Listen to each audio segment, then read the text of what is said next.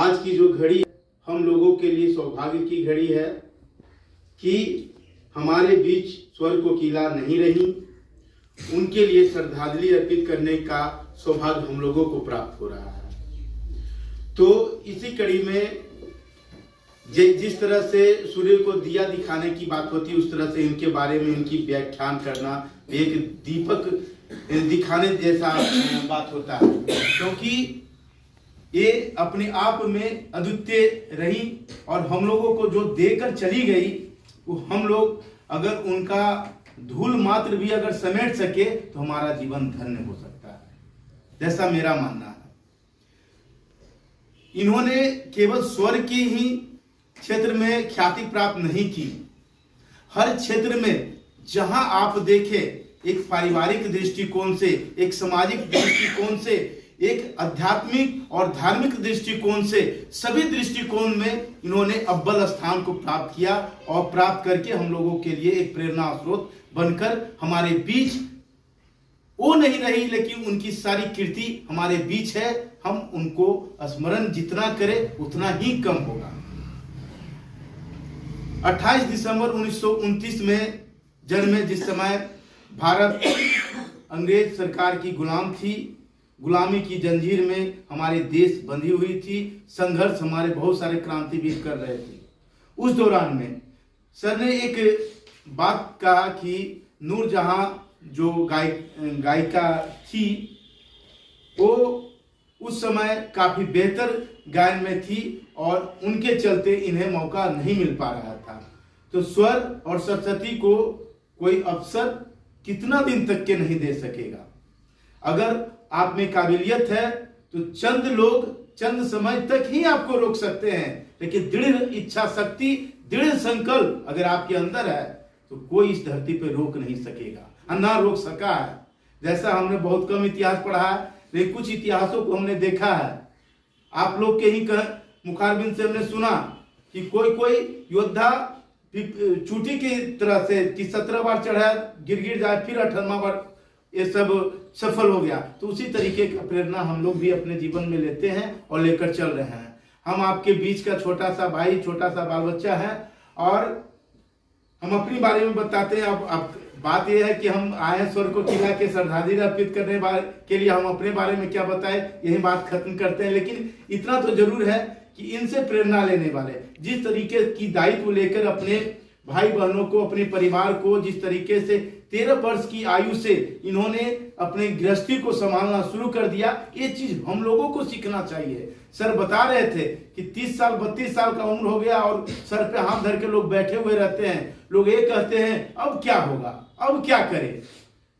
तो उसके लिए, उस लोगों के लिए इनके जैसे महान हस्ती का, महान व्यक्तित्व का प्रेरणा लेनी चाहिए कि जब 13 साल की उम्र में एक बालिका, उस एक लड़की रहते हुए, जो कि आज भी हमारे देश में, हमारे राज्य में, हमारे आसपास में, हमारे घर में लड़कियों को उस तरीके से आजादी नहीं दी जाती है, उस तरीके से आगे बढ़ने नहीं दिया जाता है। मैं इसका भुक्तभोगी हूं। जब मैंने बालिकाओं को लेकर आगे बढ़ने का प्रयास किया, उनको बढ़ाने का प्रयास किया, तो वास्तविक में मुझे जेल जाना पड़ा। मैंने 42 दिन तक के जेल के अंदर भी रहा और उसके बाद भी हम आपके बीच हैं। और मेरे अंदर एक ही चीज है, पॉजिटिव थॉट, सकारात्मक पहल करने की सोच है मेरे पास।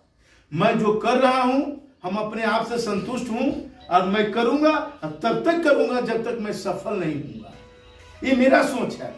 तो इस तरह के युवाओं को, इस तरह के लोगों को ये सोचना पड़ेगा कि हम आखिर क्या सोचें। आप जब तक नहीं सोचते रहो, जब तक आप एक निश्चित परिणाम की ओर बढ़ने की संकल्प नहीं ले लो। अगर निश्चित टारगेट को आप टारगेट कर लो कि हमें ये करनी है, तो तब सोचो, तब उसके ऊपर अड़िग हो। नहीं अगर हो सकते हो तो फिर जो आपसे बेहतर सोच रहे हैं उनकी सोच को फॉलो करो। हमारी सोच है, हम ऐसा मानते हैं। तो हम एक आर्थिक रूप से काफी गरीब परिवार में जन्म लिए हैं। हमारे साथ बहुत सारी समस्याएं हैं, लेकिन उस समस्याओं को प्रेरणादायी हेमंदा, सत्येंद्र भैया और तमाम लोग जो जिनके सानिध्य में हम रहे हैं, उनसे बहुत सारे प्रेरणादायी बातों को हमने सुना और केवल सुना ही नहीं, हम उसको फॉलो भी किए और फॉलो करके हम चल भी रहे हैं।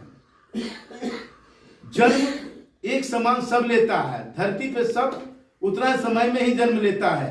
जब जन्म लेता है तो ना वो गरीब होता है ना अमीर होता है। जैसे जैसे वो बढ़ते जाता है वैसे वैसे हम उसके मानसिकता के अंदर डालते हैं कि तुम गरीब हो या अमीर हो।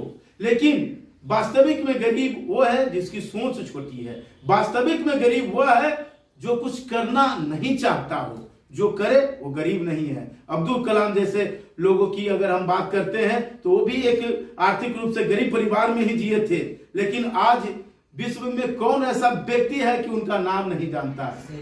तो उन लोगों से प्रेरणा हमें लेना चाहिए। और उसी प्रेरणा के साथ मैं बता दूं इनके बारे में 2-4 पंक्ति जो मुझे जानकारी हुआ या पहले से या अभी पता चला है कि 28 दिसंबर 1929 में जन्म लिए और 1942 से लेकर 2022 तक लगातार गायकी के क्षेत्र में, संगीत के क्षेत्र में इनकी एक अजब का कीर्तिमान रहा, जिसको पूरा करने वाला आज हम लोग सोच रहे हैं कि कोई आएगा।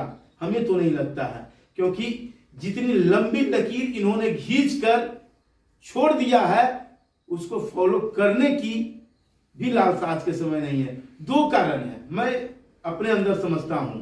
पहला कारण है कि संगीत किन्हीं के अंदर भी आ सकता है, कोई भी ये कर सकते हैं, कोई बड़ा बात नहीं है। लेकिन है क्या, पहले के समय और अभी के समय, इनकी समय और अब के लोगों की समय, मैं बता दूं कि आज के समय में डिजिटल युग है। उस समय डिजिटल युग नहीं रहा करता था। उस समय मोटे मोटे रील वाले मोटे मोटे व्यवस्था के साथ उसको बहुत सारे समस्या, उतना मौका नहीं मिलता था पहले कि आप एक पॉइंट गलत हुआ तो फिर से काट के करो, नहीं करना तो पहले आप ट्राई करो, उसको आप कर देगा। अब ये सब चीजें हैं। अब 10, 20, 100, 200, 1000 गाना अगर कोई गा ले तो आज आप देख रहे हैं भोजपुरी इंडस्ट्री में किस तरह से एक दूसरे को नीचा दिखाने की होड़ मच चली है, किस तरह से हिंदी फिल्मी दुनिया में या अन्य दुनिया में किस तरह से होड़ मच चुकी है। तो इस होड़ के देखते हुए हमें तो नहीं लगता है कि इनकी बराबरी कि इनके समकक्ष भी आना पॉसिबल है। तो इन सब शब्दों के साथ मैं इनको अपने तहे दिल से श्रद्धा सुमन अर्पित करता हूं। और आज जो है महिला दिवस भी है, जिसमें आज की जो तिथि है हेमंदा बहुत चीज़ों को सोचकर आज रखे हैं। स्वर कोकिला के साथ साथ देश कोकिला सरोजिनी नायडू का भी आज का ही दिन जन्मदिन है और साथ में महिला दिवस है। तो महिला दिवस के अवसर पर महिलाओं की पूजा हो, महिलाओं के लिए श्रद्धा सुमन अर्पित हो, महिलाओं उन विभूतियों के बारे में जिन्होंने महिला रहते हुए अपनी सारी हदें, सारी चीज़ों को एक निश्चित मुकाम तक पहुंचा दिए हैं, उनके लिए श्रद्धांजलि, उनके लिए पूजा हम लोग अगर करते रहे तो अगर महिला के लिए सच्चे दिल से पूजा करें, सच्चे दिल से प्रार्थना करें तो महिलाओं को कई रूपों में हम लोग मानते हैं। बहन मानते हैं, बेटी मानते हैं, पत्नी मानते हैं, माँ मानते हैं, यानी सारे रूप, सारे चीज शक्ति की अगर पूजा की जाती है तो आदि शक्ति सब कुछ माना जाता है। तो इसी सब चंद शब्दों के साथ हम आप लोगों से अगर कुछ भूल चूक हुआ तो हमें माफ करें और